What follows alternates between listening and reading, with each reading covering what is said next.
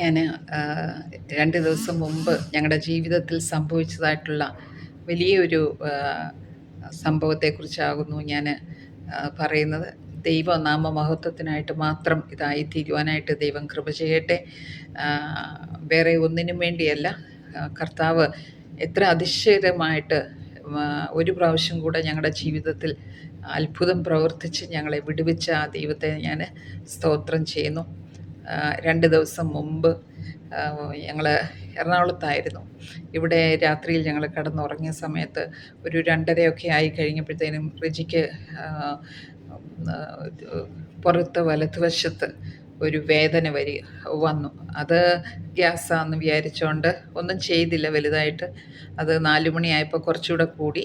6 മണിയായപ്പോൾ എന്നെ വിളിച്ചിട്ട് പറഞ്ഞു. അപ്പോഴത്തേനും അങ്ങ് ഭയങ്കരമായിട്ടുള്ള വേദന കൂടുകയും ഒരു വലിയ പരവേശം വന്നു. എന്നിട്ട് എന്നോട് പറഞ്ഞു, എനിക്കങ്ങ് ഒരു മരണവെപ്രാളം എൻ്റെ ജീവിതത്തിൽ എനിക്ക് വരുന്നു.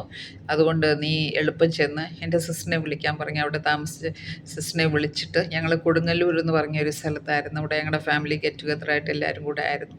അവരെ വിളിക്കാൻ പറഞ്ഞ് എന്നെ ഹോസ്പിറ്റലിൽ ഇപ്പം തന്നെ കൊണ്ടുപോകണം, എനിക്ക് തോന്നുന്നു എനിക്ക് ഹാർട്ട് അറ്റാക്ക് വന്നതായിട്ട് തോന്നുന്നു എന്ന് പറഞ്ഞു. ഉടനെ തന്നെ ഞങ്ങൾ അടുത്തുള്ള ഒരു ഡോൺ ബോസ്കോ എന്ന് പറഞ്ഞൊരു ഹോസ്പിറ്റലിലേക്ക് കൊണ്ടുപോയി. അവിടെ ECG എല്ലാം എടുത്ത് കഴിഞ്ഞപ്പോൾ പറഞ്ഞൊരു വലിയൊരു മേജർ ഹാർട്ട് അറ്റാക്ക് ഓൾറെഡി വന്ന് കഴിഞ്ഞു. അതുകൊണ്ട് ഇമ്മീഡിയറ്റ് ആയിട്ട് ആൻജിയോപ്ലാസ്റ്റി ചെയ്യണം. അവിടെ അവർ ചെയ്യുവാനായിട്ട് തയ്യാറായിരുന്നു. എങ്കിലും എൻ്റെ സിസ്റ്ററും എൻ്റെ സിസ്റ്ററിൻലോയൊക്കെ പറഞ്ഞ് നമുക്ക് ലിസി ഹോസ്പിറ്റലിലോട്ട് പോയി അവിടെ അവർക്കറിയാവുന്ന ഒരു ഡോക്ടറുണ്ട്, അവിടെ നമുക്ക് ചെയ്യാമെന്ന് പറഞ്ഞു. അങ്ങനെ ഇവിടെ കാർഡിയാക്കിൻ്റെ ഹെഡായിട്ടുള്ള ഡോക്ടർ റോണി മാത്യു എന്ന് പറഞ്ഞ ഒരു ഡോക്ടർ, ആ ഡോക്ടറിനെ അറിയാവുന്ന വേറെ ഒരു ഒരാൾ, അത് എൻ്റെ സിസ്റ്ററിൻലോയുടെ കസിനെയാണ് കിട്ടിയിരിക്കുന്നത്. അപ്പം ആ മകനെ എളുപ്പം വിളിച്ച് പറഞ്ഞ് ഡോക്ടർ റോണിയോട് സംസാരിച്ചു. അപ്പോൾ ഹോസ്പിറ്റലിലേക്ക് എളുപ്പം കൊണ്ടുവരാൻ പറഞ്ഞു കഴിഞ്ഞ ഉടനെ ഇവിടെ വന്നു കഴിഞ്ഞപ്പോൾ ഞങ്ങളോട് പറഞ്ഞു ബെഡില്ല, ഞങ്ങൾ പേഷ്യൻസിനെ ഇന്നിനി എടുക്കുന്നില്ല, വേറെ ഹോസ്പിറ്റലിലോട്ട് പോകണമെന്ന് പറഞ്ഞു. അപ്പോൾ പിന്നെ പറഞ്ഞു ഡോക്ടർ റോണിയുടെ പേഷ്യൻസാണെന്ന് പറഞ്ഞു കഴിഞ്ഞപ്പോഴത്തേനും വാതിലുകളെല്ലാം തുറന്നു.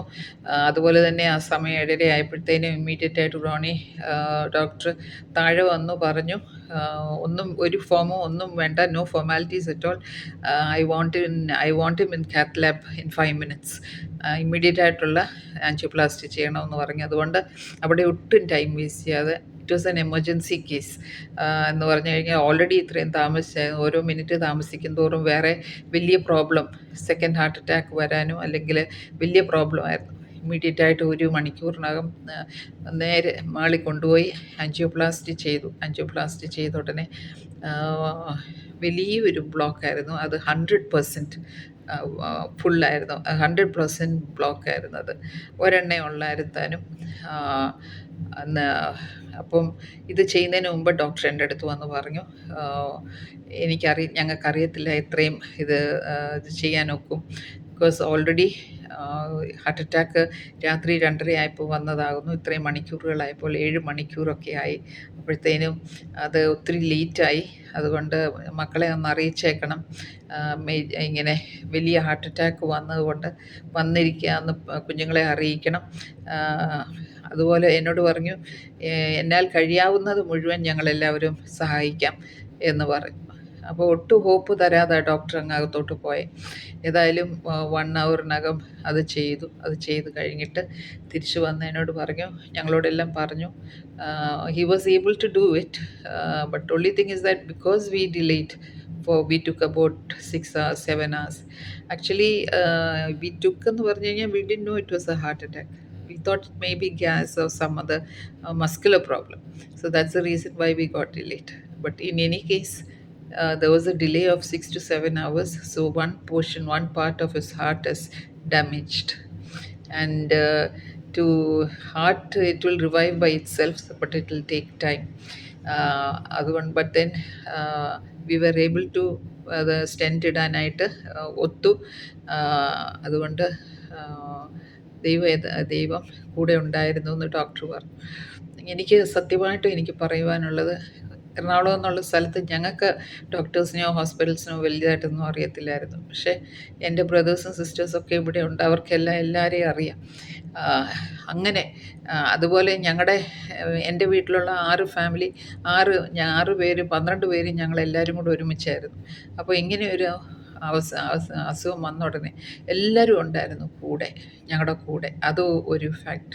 2 ഡോ എല്ലാവരും പറയുമായിരുന്നു ഡോക്ടർ റോണി മാത്യുവിനെ അങ്ങനെ വിളിച്ചാൽ അങ്ങനെ കിട്ടാത്ത ഒരു ഡോക്ടറാണ് ഇത്. ഭയങ്കര ഒരു അതിശയമാണ് ഡോക്ടർ തന്നെ വന്ന് ഇത് കേസ് ചെയ്തത്. അപ്പം ഗോഡ് ഓപ്പൺ ദ വേ. ഹോസ്പിറ്റലിൽ ഞങ്ങൾക്ക് അഡ്മിഷൻ കിട്ടാനായിട്ടും ഇവിടെ തന്നെ ഡോക്ടർ തന്നെ ഇത് ചെയ്യാനായിട്ട് ദൈവം വഴി തുറന്നു തന്നു. അതുപോലെ നല്ല ഫീഡ്ബാക്കായിട്ട് നല്ല ട്രീറ്റ്മെൻറ്റാണ് ലിസി ഹോസ്പിറ്റൽ. ഇവിടെ ഞാൻ ആദ്യമായിട്ടാണ് വരുന്നത് എന്ത് കാര്യത്തിനും. ഇവിടെ നമ്മുടെ എല്ലാ കാര്യങ്ങളും വളരെ ഡോക്ടർ വന്ന് നമ്മളോട് എല്ലാ കാര്യങ്ങളും പറയും. എനിവേ ഹി സ്റ്റിൽ ഇപ്പോൾ 2ാമത്തെ ദിവസമാണ് ICU തന്നെ കിടക്കുക. നാളെ മിക്കവാറും റൂമിലേക്ക് മാറ്റും. സഭ ശ്രദ്ധയോടെ പ്രാർത്ഥിച്ചപ്പോൾ പത്രോസിന് വിടുതൽ കിട്ടിയ പോലെ പ്രാർത്ഥിച്ചതായിട്ടുള്ള എല്ലാ ദൈവമക്കൾക്കും ഞങ്ങൾ നന്ദി പറയുന്നു, സ്തുതിക്കുന്നു, സ്തോത്രം ചെയ്യുന്നു. എല്ലാ മഹത്വവും ദൈവത്തിന് കൊടുക്കുന്നു. ഞങ്ങളേതുമില്ല. ദൈവം നമുക്ക് മുന്നവേ കരുതിയിരിക്കുന്ന ഒരു ദൈവമാകുന്നു. ഹല്ലേലൂയ. ഇന്ന് റെജിച്ചായൻ തിരിച്ച് പള്ളിയിലേക്ക് വരാനും ഇതുവരെ ചെയ്തതിനേക്കാൾ കൂടുതലായിട്ട് സഭയുടെ കൂടെ സഭയ്ക്ക് വേണ്ടി പ്രവർത്തിക്കുവാനായിട്ട് ആമേൻ. ഹല്ലേലൂയ. അതുപോലെ എലീശായ്ക്ക് എലിയാവിൻ്റെ കയ്യിൽ നിന്നുള്ള ഇരട്ടി അഭിഷേകം ലഭിച്ചതുപോലെ ഇതിൽ കൂടെ കർത്താവിൻ്റെ അഭിഷേകം ലഭിച്ച് doctors might say that he might not be able to live a life that he was leading before. He'll have to be very careful. It is going to be a different life എന്ന് doctors പറയുമായിരിക്കും. അങ്ങനെയല്ല. പക്ഷേ നമ്മുടെ ദൈവം വലിയവനാകുന്നു. ഇതുവരെ ചെയ്ത ശുശ്രൂഷയേക്കാൾ അധികമായിട്ട് ചെയ്യുവാനായിട്ട് ദൈവം റെജിക്ക് കൃപ തരട്ടെ. അതിനുവേണ്ടി നിങ്ങൾ പ്രാർത്ഥിക്കണം. പ്രസംഗമാണേലും ശുശ്രൂഷയാണെങ്കിലും എന്ത് തന്നെയാണേലും പള്ളിയെ സംബന്ധിച്ച് കർത്താവിൻ്റെ സഭയെ സംബന്ധിച്ച് ചെയ്യേണ്ട വേലകളെല്ലാം അവസാനം വരെ ചെയ്യുവാനായിട്ട് റെജിക്ക് കർത്താവ് കൃപ കൊടുക്കട്ടെ. എന്നെ ദൈവം ഒത്തിരി ശക്തിപ്പെടുത്തി. ഒന്ന് മാത്രമേ ഞാൻ പ്രാർത്ഥിച്ചുള്ളൂ. ദൈവമേ, നീ അറിയാതെ എൻ്റെ ജീവിതത്തിൽ ഒന്നും സംഭവിക്കുന്നില്ല. ഇപ്പോൾ ഈ നടക്കുന്നത് റിച്ചിയുടെ ഈ ഒരു പ്രോബ്ലം ദൈവം അറിഞ്ഞുകൊണ്ടാകുന്നു. ദൈവത്തിന് ഇഷ്ടമുണ്ടെങ്കിൽ ഞങ്ങൾക്ക് ഒരുമിച്ച് ജീവിക്കുവാൻ ദൈവം സമയം ഇനിയും തന്നാട്ട്. ദൈവഹിതം എന്തെന്ന് ഞാൻ അറിയുന്നില്ല. എങ്കിലും എൻ്റെ ഇഷ്ടം തിരിച്ച് വന്ന് ഞങ്ങൾക്ക് കുടുംബമായിട്ട് ഫാമിലിയായിട്ട് ജീവിക്കുവാൻ ദൈവം സഹായിച്ചിട്ട്. എന്ത് തന്നെയാണെങ്കിലും ദൈവമാകുന്നു പ്രവർത്തിക്കുന്നത്. ദൈവം അറിയാതെ നമ്മുടെ ജീവിതത്തിൽ ഒന്നുമില്ല. കർത്താവ് എനിക്ക് വലിയൊരു സ്ട്രെങ്ത് തന്നു. ഞാൻ ഒട്ടും അങ്ങനെ വിഷമിക്കുകയോ പ്രയാസപ്പെടുകയോ കരയുകയോ ബഹളം വയ്ക്കുകയോ ഒന്നും ഞാൻ ചെയ്തില്ല. ദൈവം എൻ്റെ കൂടെ ഉണ്ടായിരുന്നു. വലിയൊരു ഒരു ഹെവൻലി പീസ് എൻ്റെ ഹൃദയത്തിലേക്ക് തന്ന് എനിക്ക് ശക്തി തന്നു. അപ്പോൾ നിങ്ങൾ continue praying four Reji please. Most probably he'll come out of the ICU tomorrow. We'll have to maybe stay in the hospital for another 2 or 3 days, and then we have to rest in Ernakulam for another maybe a week.